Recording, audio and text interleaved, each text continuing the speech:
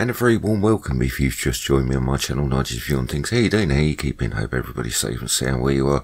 Today we're going to be looking at subscribers' pictures, and I'd like to thank everybody that's taken the time to send them in. We'll get round to seeing each and every one of those, and there is some very interesting pictures there. And also we're going to have a look at this picture, the bigger picture, how it all fits together and what it's all about. And my view on this picture, I'm looking at a person. Male or female, seems to be sitting looking to their right hand side, wearing a white colour robe, sort of like flying robe. But this is an impossibility. This can't be, and you'll understand when we look at the bigger picture. But now what I'm going to do is make a video about this picture, get it out there and see what you think we're looking at. I think this is going to be quite interesting. We'll deal with this a little bit later on through the video. I'd like to thank my subscriber Oi for sending the pictures in, but let me talk about red skies. This is very, very important. All the information that you need up here on the top bar. The picture is from 6:30, somewhere over wherever it might be. What we've got to understand, we're getting red skies every single night and every single day. There's an old saying, red sky at night, shepherd's delight, red sky in the morning, sailor's warning. And we didn't get red skies every morning and every night. It was an occasional thing. When I was growing up, that I do remember. And even when the moon rises and sets, we're getting a red moon, whether it be a quarter moon, half moon, 3/4 moon. There is only 2 moons a year that we get a blood red moon. The rest of the time it should be white, and it's not.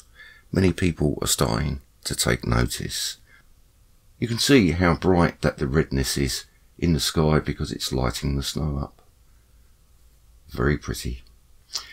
You've got the red sky here. The picture is 7 o'clock, and yeah, we're getting red skies all the time now. Even late at night, maybe 2 or 3 o'clock in the morning, you can see a tinge of red in the sky. And a lot of people have said this to me and starting to notice. As you can see that the sky is that red, we can see the reflection of the redness on the snow. Here's a picture from 7 o'clock, and if we look at a picture at 6:30, and you notice how red the sky is, it's very, very purple. Let's have a look at the picture from 6:30, and you can see we've got a red light here, and that is being reflected on top of this building. But look at the red. It looks exactly the same colour as the sky. You've got to ask yourself, what's going on? And of course, there isn't. Is there? Date on the picture is the 21st of December 2017, and straight away you can see that there's many things that are wrong with this picture. We've got 1, 2, 3, 4, 5 lens flares. 2 red, 1 blue, 2 green. They're pointing in the wrong direction. They should be pointing towards the sun because they're sun flares. A projection of the sun, basically what a lens flare is. But there's 2 types of projection. A projected image, and they go across this way. And then you get projected image of the sun, which is a lens flare. And as the sun goes across this way, it will arc in the opposite direction. You can see a lensing system that's in place very, very clearly. These lines are part of the lensing system. It's the light running through the lens. One there, one there. And just here, we've got a black object. Notice the red hue around the sun simulator. The sun is still in the sky. No sun, no life. End of story. End of argument.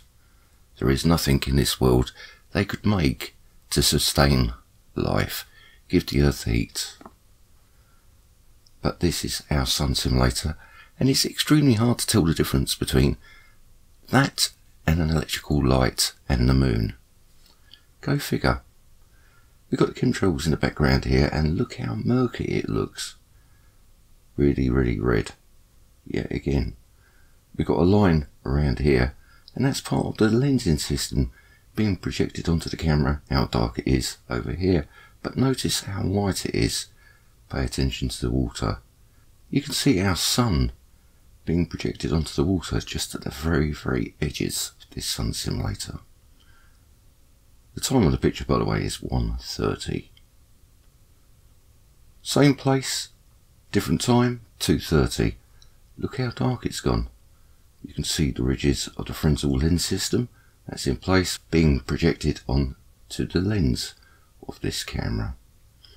You can clearly see the lensing system round here, and you can see him being projected over this direction here. Our lens flares are in the wrong direction, but we're getting two of those. They should be here, not offset to one side. You can see these lenses just here, the lights being projected through them, and there was one here and one just here. You can see that yellow hue that I was talking about on the water.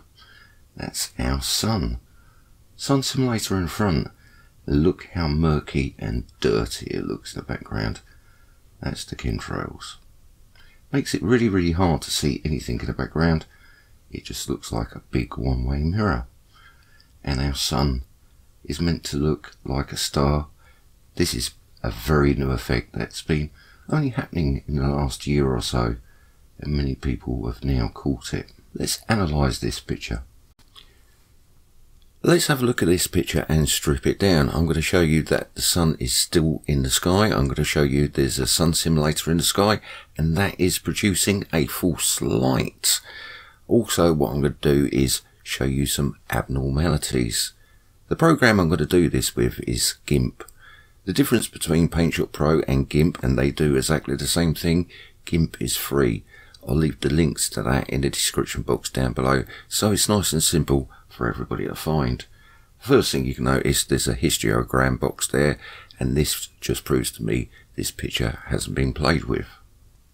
What we're going to use is an adjustment called curves, and what curves allows us to do is adjust the brightness, colour, contrast, shadows, whatever it might be, all the way through down to gamma, and we can do that just simply by a click of a button. I'm going to show you the sun simulator is producing a false light. If we bring the gamma all the way down, and you can clearly see that we've got this stepladder effect just here and just here on the water.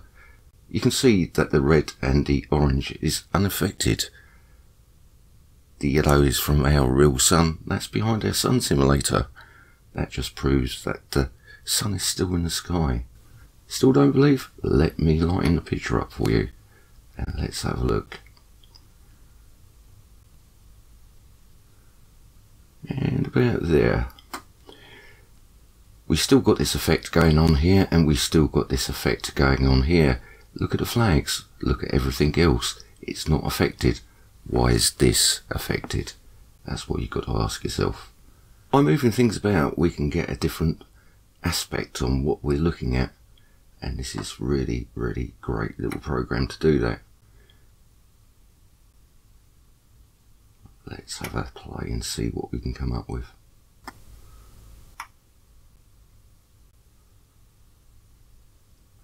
And really, what are we looking at here? Are these planets? Are these discs? Sky mirrors? Lenses? Well, we know some of these are lenses, but what's going on? Oh yeah, sorry. They can't be anything like that at all. They're dried up water droplets. That's what it is. That's exactly what we're looking at. Sorry, my mistake.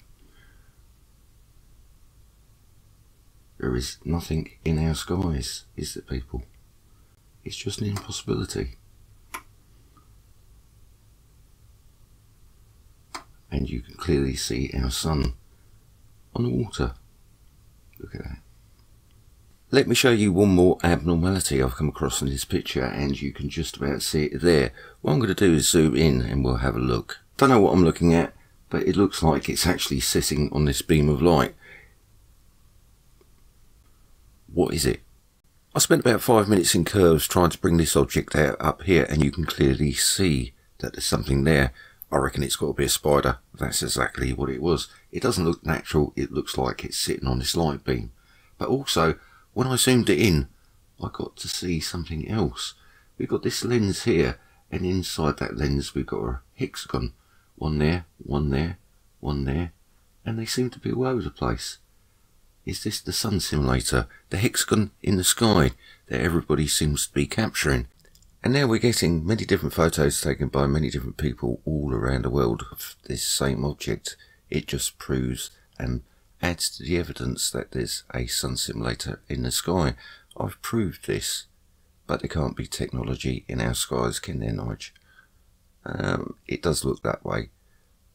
But don't forget, I'm delusional. I'm a nutter.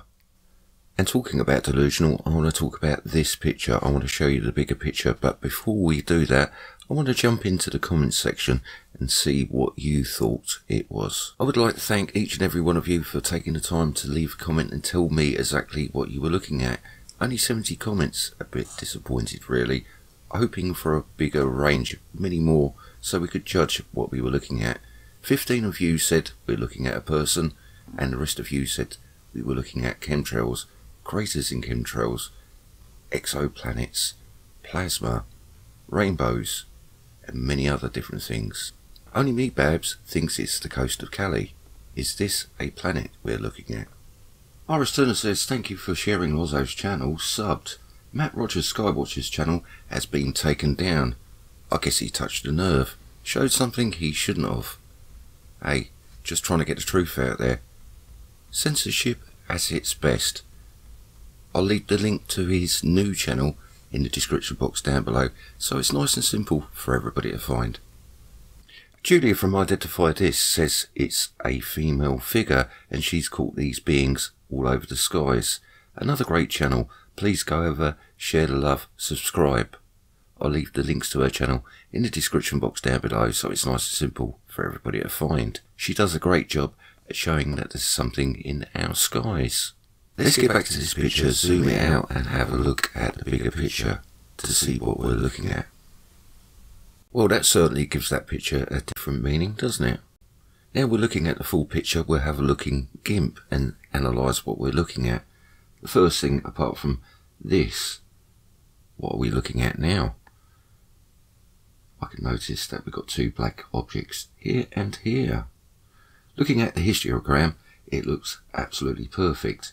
If we use curves, do a bit of adjustment and see what we can pull out and have a look. And you can clearly see that we've got lenses all over our skies. Now, is this object here being projected through these lenses here, and we're looking at a coastline on a planet? Is that possible? Is that at all possible? Nothing in our skies, is there? But even still, as I adjust the picture, I still see a figure.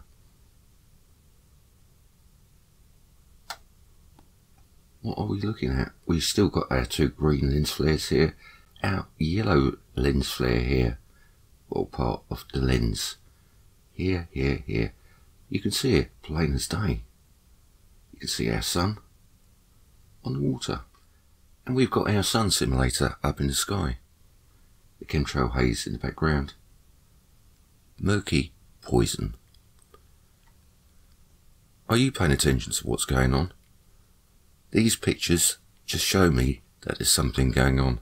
And of course, what we're looking at here with lenses and other bits and pieces is not possible. There can't be technology in our skies, can there? I'm just saying there's something majorly wrong for that to even be on camera. What is this object here? What are we looking at? Are we looking at a projection of a planet? Anyway, I would like to thank Oi for sharing all these pictures. Really appreciated. That's all I got for you now. Much love, much peace, and I'll catch you next time.